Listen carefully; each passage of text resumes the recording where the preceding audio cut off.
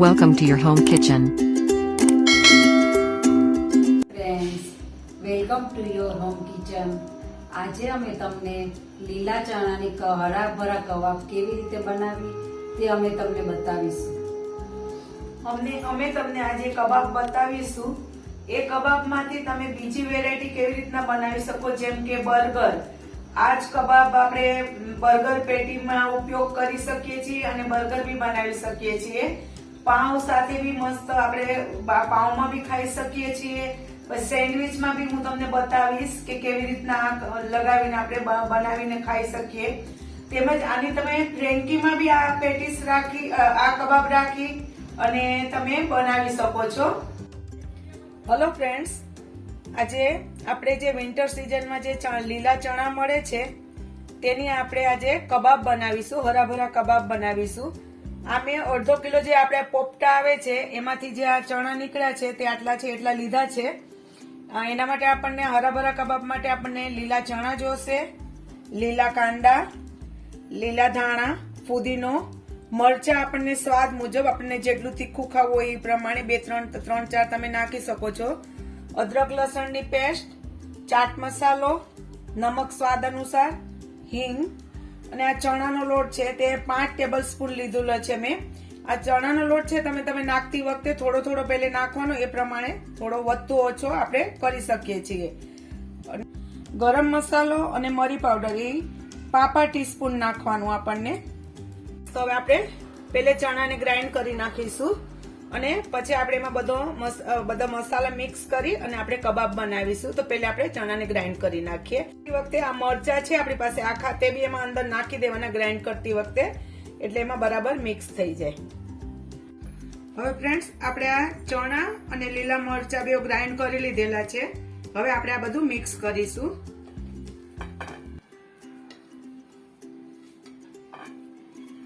હવે એમાં આપણે ધાણા નાખીશું, લીલા ધાણા, લીલા કાંદા, ઝીણો કાપેલો ફુદીનો,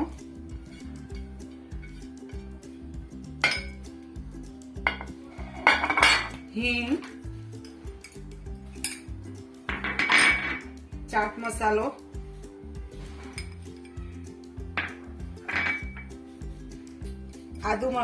અદરક લસણની પેસ્ટ, ગરમ મસાલો અને મરી પાવડર,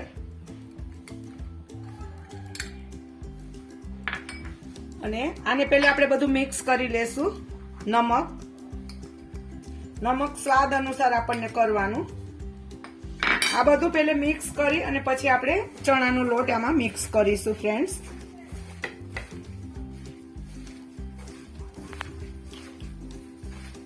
અને તમારી પાસે અગર ચાટ મસાલો ને ન હોય તો તમે થોડું લીંબુ આમાં અડધી ચમચી જેવું તમે નાખી શકો છો.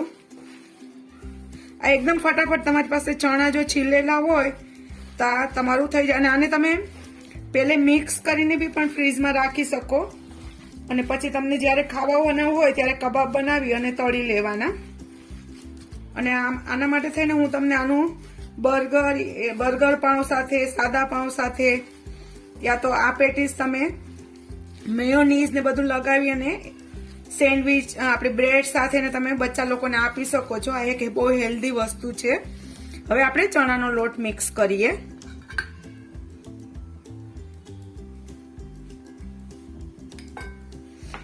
થોડો કરીને મિક્સ કરવાનો ચણાનો લોટ આપણે.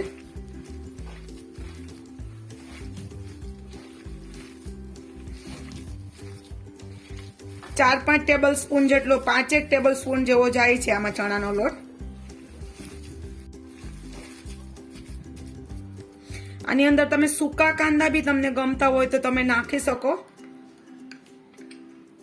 પાલક બી નાખી શકો, બ્રોકોલી નાખી શકો તમારા હિસાબથી. હવે થઈ ગયું છે. જો તમને ફ્રીજમાં આવી રીતના મિક્સ કરીને મૂકી દેવું હોય અને તમારે આ ટાઈમ પર ચાખી લેવાનું તમારે કે કેવું તીખું જોઈએ છે, યા નમક ને બધું બરાબર ચાખી લેવાનું. બસ હવે આપણે આના કબાબ બનાવીશું.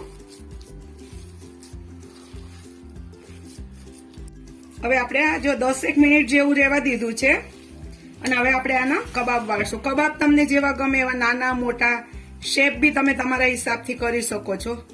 આવું તમારું હોવું જોઈએ મિશ્રણ. આ રીતના કબાબ વાળી લેવાના.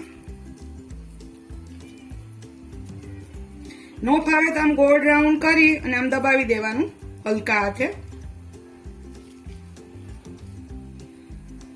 આ બહુ એકદમ હેલ્ધી બી છે અને તમે બચ્ચા લોકોને આમાં બધું નાખીને આમાં તમે લીલું લસણ બી નાખી શકો છો. હું તમને આ રીતને અમારી વટાણાની હરાભરા કબાબ વટાણાની બી બતાવીશ, તો એ બી તમે જરૂર જોજો. અને આ જ રીતે તમે વટાણા અને ચણાની બી મિક્સ તમે બનાવી શકો છો. થોડા વટાણા, અડધા ચણા અને અડધા વટાણાની બી બનાવી શકો છો. તો તમે મારી નેક્સ્ટ રેસીપી જોજો, એ હું વટાણાની અમે લોકો બતાવવાના છીએ તમને. ફ્રેન્ડ્સ, આપણી કબાબ રેડી છે. હવે આપણે નાખતી વખતે પહેલે ખાસ જોવાનું કે તેલ આપણું બરાબર થયેલું હોવું જોઈએ, નહીતર તમારી કબાબ છૂટી પડી જશે. અને પછી તમારે મીડિયમ ગેસ કરી નાખવાનો.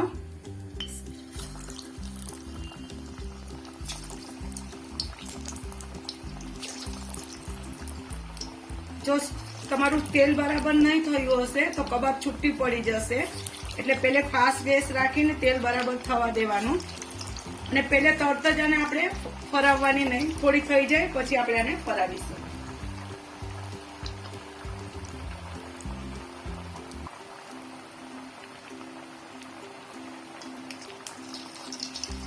ધીરેથી પહેલે આપણે જોઈ જોવાનું. જોવો ફ્રેન્ડ્સ, આસ્તેથી ફરાવી લીધી આપણે. હવે આપણે આને મીડિયમ ગેસ કરી નાખશું.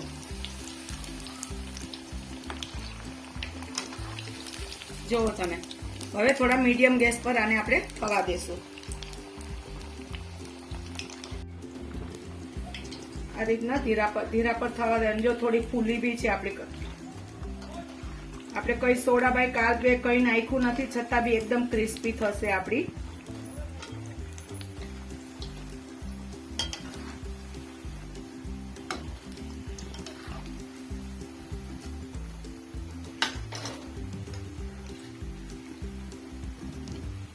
આપણે બધી કબાબને ફ્રાય કરી નાખીશું. જોતા જ આપણને ક્રિસ્પી અને ફૂલે લાગતી છે.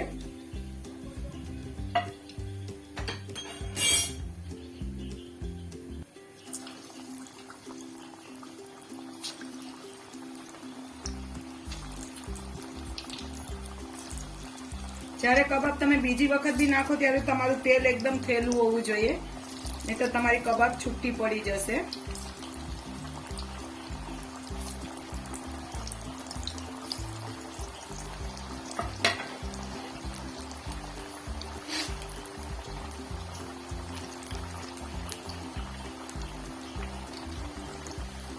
પછી આ ધીરે રહીને આપણને આને ઉપર કરવાની કબાબને. જુઓ, આ રીતના આપણે બધી જ કબાબ. આને તમે સેલો ફ્રાય બી કરી શકો છો. જે હેલ્થ કોન્શિયસ હોય તે સેલો ફ્રાય બી કરી શકે છે. સેલો ફ્રાય થી બી સારી બનશે તમારી. પણ સ્લો ગેસ પર સેલો ફ્રાય કરવાનું. તમારે પહેલે ફાસ્ટ રાખવાનું જ્યારે આપણે કબાબ સેલો ફ્રાય કરીએ ત્યારે. એમાં બી એવી જ રીતના, અને પછી સ્લો પર થવા દેવાની.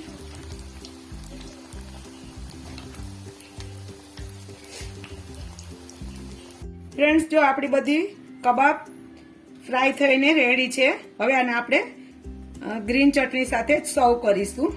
તમે ટામેટો સોસ સાથે બી ખાઈ શકો છો, તમારી ઈચ્છા પ્રમાણે. ફ્રેન્ડ્સ, આપણી લીલા ચણાની હરાભરા કબાબ રેડી છે. આપણે હવે એને સર્વ કરીએ. અને હું તમને આ બીજી રીતે બી આપણે પાઉંમાં, બ્રેડમાં કેવી રીતના કરીએ એ બી હું તમને બતાવું છું મેયોનીઝ સાથે. હવે આપણે આ મેયોનીઝ લીધું છે, એમાં આપણે ગ્રીન ચટણી અને ટામેટો સોસ નાખીશું. અને આને મિક્સ કરી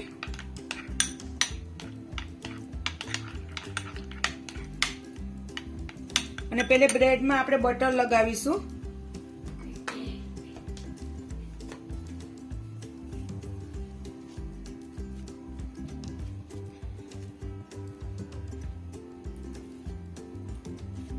આ રીતના બ્રેડમાં બટર લગાવી દેવાનું.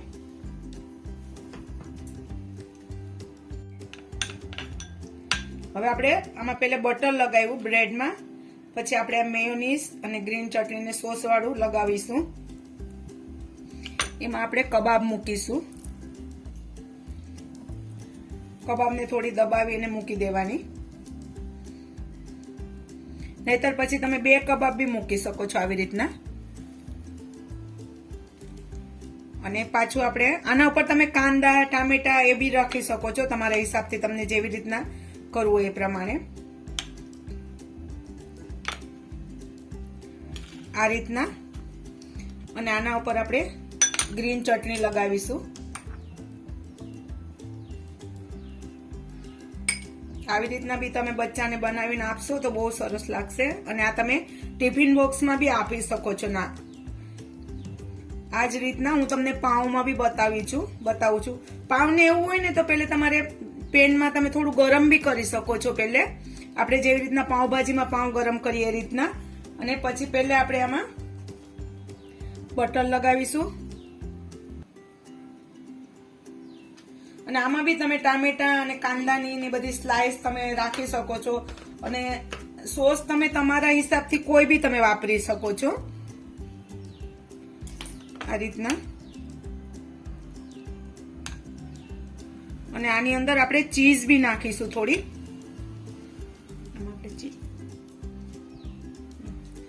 આવી રીતના ચીઝ નાખીશું અને કબાબ મૂકીશું. આ રીતના.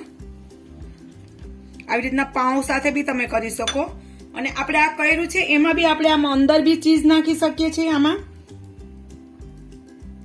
અંદર બી તમે ચીઝ લગાવી શકો અને ઉપર બી રાખી શકો. આને તમે સેન્ડવિચની જેમ તમે ટોસ્ટ બી કરી શકો અને પછી તમારે ચીઝ નાખવું હોય ને તો બી ચાલે. આ રીતના. અને આ જ રીતના તમે ફ્રેન્કીમાં બી આવી રીતના પહેલે સોસ, આપણી રોટલી હોય એમાં પહેલે રોટલીને પહેલે ગરમ કરી એમાં પહેલે સોસ લગાવવાનું, પછી આપણે કબાબ મૂકવાની, કાંદા ટામેટા અને બધું મૂકી અને એને વાળી દેવાનું ને એ રીતના બી આપણે આ સર્વ કરી શકીએ છીએ. તો આપણે આ રેડી છે. આ રીતના બી આપણે કરી શકીએ છીએ. આ કબાબને આપણે આ રીતના ઘણી રીતના સર્વ કરી શકીએ છીએ. ખાલી કબાબ, સોસ અને ચટણી બી સારી લાગે. આવી રીતના પાઉં સાથે બી સારું લાગે. બ્રેડની સેન્ડવિચ જેવું કરીને બી યા તો તમે ટોસ્ટ કરો યા તો તમે એમ જ રાખશો તો બી તમને બહુ સારું લાગશે. અને ફ્રેન્કી બનાવીને બી તમે ખાઈ શકો છો. અમારી આ રેસીપી તમને પસંદ આવી હોય તો તમે લાઈક કરજો, શેર કરજો અને સબસ્ક્રાઇબ કરજો. અને કઈ બી ક્વેરી હોય તો તમે મને કોમેન્ટ બોક્સમાં પૂછી શકો છો. અને મારી એવી ઈચ્છા છે તમે એક વખત જરૂર બનાવો. આ હેલ્ધી રેસીપી છે. હવે તમે આ કબાબ કેવી રીતે બનાવી ને એન્જોય કઈ રીતે તમે અમને કોમેન્ટ બોક્સમાં કહેજો. Bye bye.